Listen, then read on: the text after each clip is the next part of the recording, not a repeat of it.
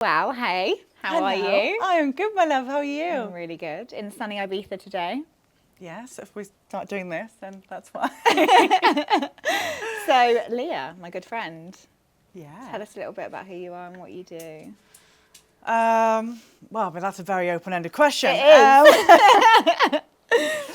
I think what we're going to discuss mostly today is pineapple support. So I am CEO and founder of a non-profit organisation that provides mental health care and emotional support to people working in the online adult industry.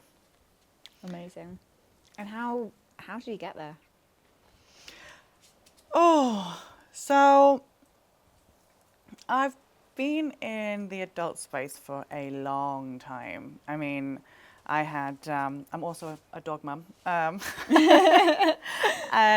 been in the adult space for a long time. When I was in my mid-teens, which I know seems really young looking back, someone popped a little flyer in my hand for a BDSM event. And as a child who was always just really intrigued by sex, I had to go and see what it was all about. And yes, and I told my mum, and she bought me my PVC outfit, my little whip. I went along and met this amazing group of people that were just, I was at school, I never really fit in. I was always a little bit of an odd bod. Came out saying weird stuff, which all becomes apparent at the grand old age of 41, when I've just been diagnosed with ADHD, and on top of this is wonderful, my therapist thinks I am on the autism spectrum, which explains it so much.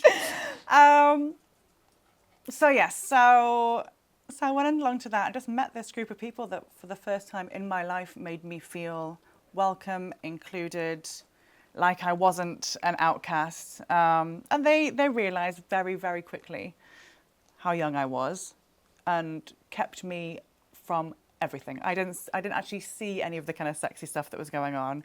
As far as I was aware, it was a room full of people wearing fun clothing that were really lovely. And it wasn't until I was 18 that they actually showed me there were other rooms and other things. So they really, really did look after me. And then at 18, I started stripping, lap dancing.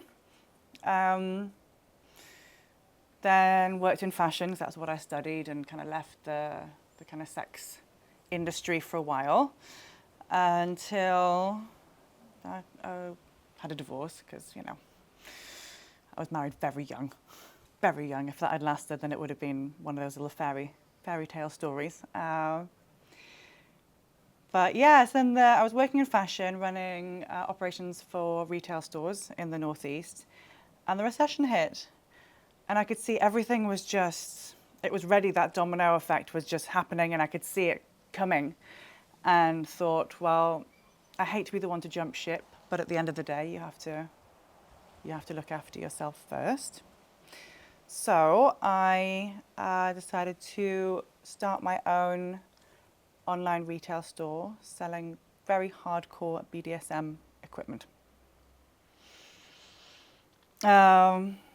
And then that kind of led me into modeling and creating content, doing fetish modeling, pro dominatrix work. It was all this, the crowds that I was moving in, and it all happened really organically. It was, you know, nothing ever felt pushed, nothing ever felt like, you know, came out of nowhere. It just all happened really, really organically, really beautifully. And everyone that I came along across the way was, again, this welcoming, kind, accepting group of people, a proper crazy family. And in 2018 was my first time going to the big award shows, like the Oscars in LA. LA in Vegas, XBiz in LA, and then AVN in Vegas. And I remember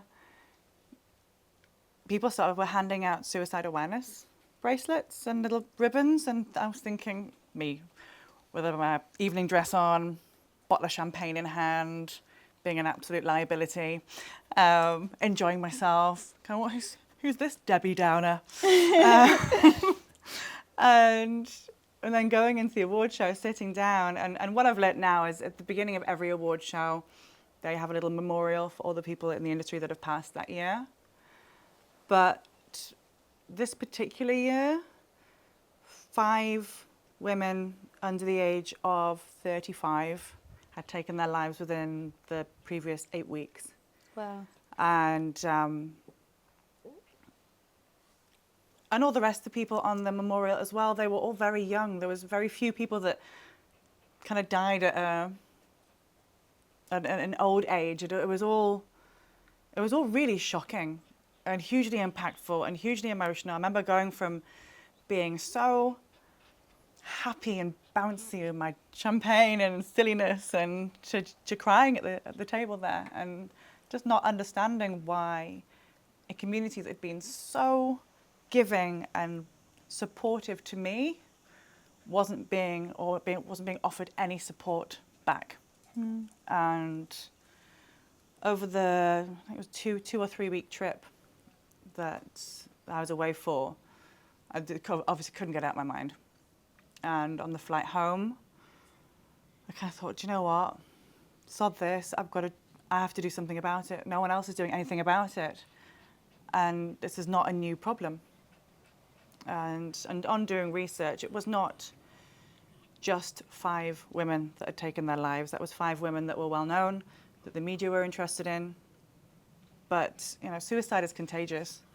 When people see their peer or someone they look up to take their lives and they're going through a hard time themselves, it seems like the easy thing to do. And there were hundreds. There were hundreds of creators and adult industry professionals who had taken their own lives within a similar space of time, and it was heartbreaking.